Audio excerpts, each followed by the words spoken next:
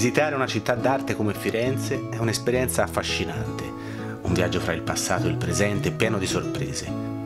Accanto a musei, monumenti e chiese che ospitano capolavori famosi in tutto il mondo, questa città straordinaria, per storia e cultura, custodisce anche piccoli tesori speciali. Le Buchette del Vino sono tra questi. Hanno secoli di storia e sono minuscole finestrelle che si aprono in prossimità dei portoni dei palazzi dei produttori di vino. I possidenti di vigneti, tra cui le più grandi famiglie nobili della città, erano autorizzati a vendere il vino prodotto nei loro poderi. Questo commercio avveniva presso la propria abitazione, in quantità non superiori a un fiasco per volta, ed era esente da tasse. Da questi sportellini, oggi in disuso, sono passati di mano per 4 secoli, dalla metà del Cinquecento fino agli anni 50 del secolo scorso, milioni di fiaschi di buon vino.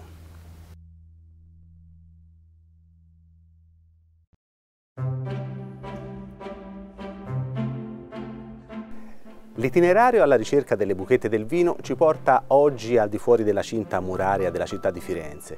Siamo su una delle colline che circonda e protegge la città, precisamente a Settignano, e ci accompagnerà in questo percorso Emiliano Gentili dell'associazione Buchette del Vino.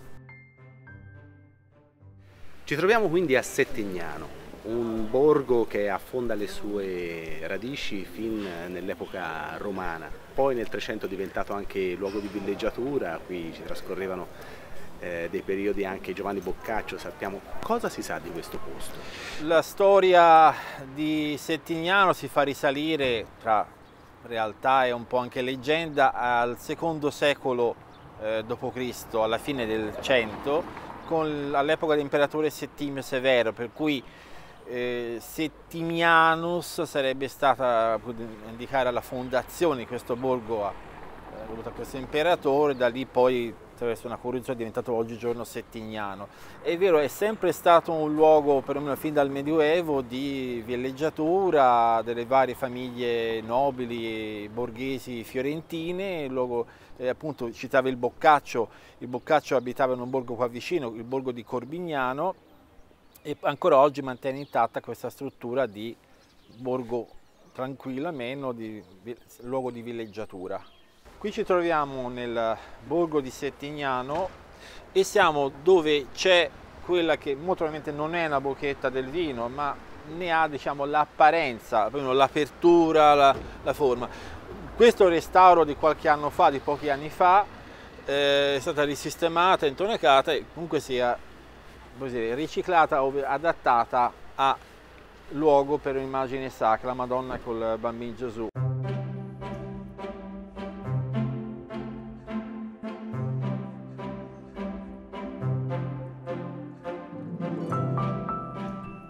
Ci troviamo sempre a Settignano, siamo in via dei Cioli, al numero 40, all'esterno di quella che molto probabilmente potrebbe essere una Buchetta. Non ne abbiamo la certezza al 100% perché i cardini sono montati con l'apertura all'esterno. Chiaramente oggi si vede che è stata riadattata a Buchetta alle lettere, quindi questo ci dà qualche dubbio, anche se la forma è proprio quella classica della Buchetta del Vino.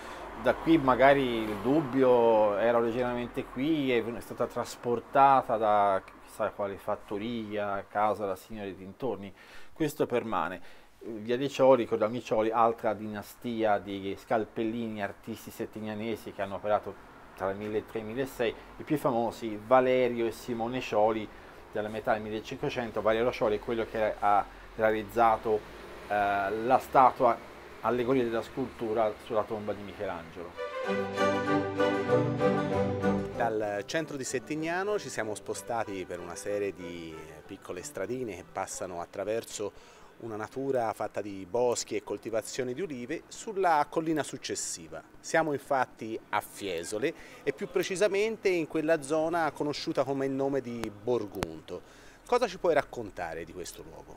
Borgunto, fin dall'epoca etrusca e poi quella romana, quindi parliamo del V secolo a.C. e successivamente anche nel corso della sua storia, che poi è tutt'uno con la storia di Fiesole, è stato conosciuto come Borgo degli Scalpellini, proprio perché qua sopra c'è il Monte Ceceri e fino a un po' di alcuni decenni or sono erano in funzione le cave di Monte Cecere, dove per secoli si è estratta la pietra forte o macigno, di colore grossomodo nocciola, e la pietra serena in colore grigiastro. Le pietre con le quali si sono costruiti chiese, palazzi esterni, interni di tutta Firenze e non solo. È un posto bellissimo, basta vedere qui sulla mia destra la vista sulla valle del Mognone, poi si vede anche Monte Morello, là sullo sfondo c'è Pratolino e sotto seminascosto alla Villa d'Emido, più ancora a destra in cima c'è Monte Senario. A volte si trovano tracce di buchette scomparse nei luoghi più impensati, come in questa pasticceria di Fiesole, dove c'è questa fotografia che riprende diversi decenni fa la torre di Caldani che si trova in via Ferrucci nella località di Borgunto. Vediamo chiaramente nella parte esterna che affaccia sulla strada traccia di una buchetta del vino. Attualmente in cima a queste scalette, all'interno del numero 23, c'è ancora la cornice che vedete in questa fotografia della vecchia buchetta.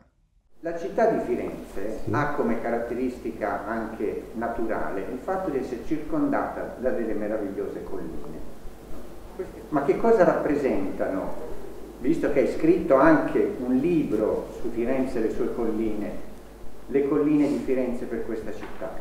L'importanza che hanno avuto sempre le colline per Firenze è la produzione della vite, la produzione del vino, che ha costituito sempre con il pane l'alimento necessario per la vita.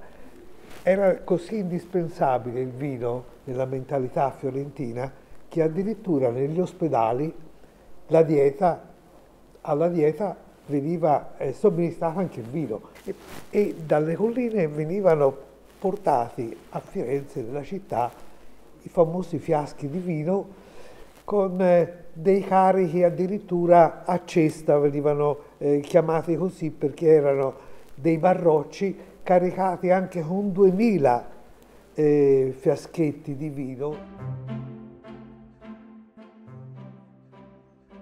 Questo è il porticato della chiesa di San Domenico, fondata insieme al convento nel 1405 dai domenicani riformati. Qui ha mosso i primi passi un frate che veniva da Vicchio del Mugello, che si chiamava Giovanni da Fiesole, ma noi lo conosciamo come Beato Angelico, un grande artista a cui dobbiamo questa bellissima pala di Fiesole che è collocata all'interno della chiesa e che lui ha realizzato nel 1425 raffigurando la Madonna in trono con Gesù bambino circondata dagli angeli e da 4 santi.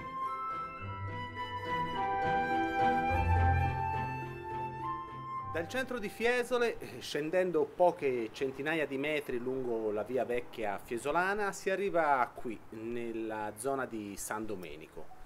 Cosa ci puoi raccontare riguardo a questo posto? Tantissime cose. La prima cosa, San Domenico si trova proprio personalmente a metà strada fra Firenze e Fiesole, metà strada considerando il centro di Firenze.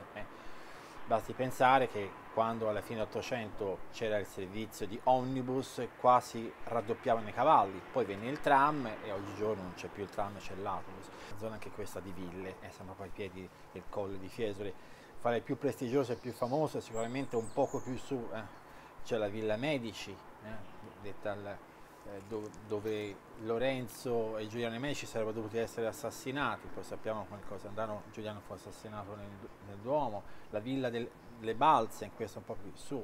Qui siamo per esempio dove c'è questa fonte, questa è la Villa Papignano, una volta appartenuta fra le altre cose anche a Baccio Bandinelli, famoso scultore a metà del 1500. E questa è la via vecchia fiesolana perché è sempre stata questa la via per Fiesole, la via nuova risale alla metà del 1800. Proprio all'esterno qui della villa Benvenuti, famoso pittore aretino vissuto a cavallo fra 7 e 800, e qui abbiamo una buchetta del vino. Ecco, in questo caso siamo più certi nel dire che questa è stata una buchetta di vino. Vedete oggi la forma è questa, oggi chiaramente è stata riadattata a citofono. Siamo sempre in un ambiente stupendo, quale quello di San Domenico. Proseguendo lungo la via Vecchia Fisolana, un poco più in su, sulla sinistra, potete trovare un'altra buchetta, dove è la Villa Stefanelli.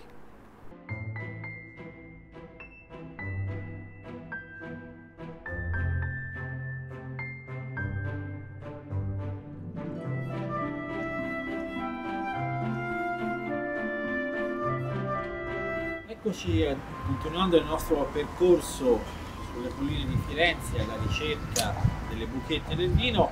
Siamo andati qua a Pian di Giullari, in piazza di Bolsa Miniato, dove abbiamo quella che senza dubbio si può qualificare come una buchetta del vino, proprio nella forma, la profondità, ancora lo sportellino. Ecco, qui siamo arrivati all'esterno della Villa Brichieri Colombi, dove anche qui abbiamo un'altra buchetta, proprio qui la scritta è inequivocabile, Cantina Brichieri Colombi. Questa villa è nata come casa da signore nel 1400 per il confaloniere Carducci, e poi attraverso varie vicissitudini e passaggi è arrivata alla metà dell'Ottocento nella proprietà della signora Lady Isabel Legend. Qui siamo all'interno della sacrestia di San Bartolomeo, sì, qui a Montoliveto. Siamo proprio affacciati alla finestra dalla quale Francesco Rosselli nel 1472 dipinse la famosa pianta della catena, ed è una pianta che ha da questo punto la curiosità, la particolarità di poterci mostrare tutte le porte di Firenze. Quindi qui vediamo Porta San Frediano e là sullo sfondo, dietro il campanile di Santo Spirito, Porta San Nicolò. Per la chiesa di San Bartolomeo a Monte Oliveto, Leonardo da Vinci realizzò nel 1475 questa bellissima Annunciazione, che da 150 anni non è più nella sacrestia di questa chiesa, ma è visibile agli Uffizi. Ok, adesso qui siamo all'esterno della chiesa di Santi Vite Modesto, nella bellissima zona, la collina di Bello Sguardo, dove qui è ubicata quella che molto probabilmente è un'altra buchetta del vino. Abbiamo avuto modo possibilità di parlare con il parroco, il quale ci ha informato che fino nel secolo scorso, nel 1965-66, aveva qua una vendita di sicuro di olio della fattoria agricola di Bello Sguardo, con i terreni che erano in proprietà della parrocchia.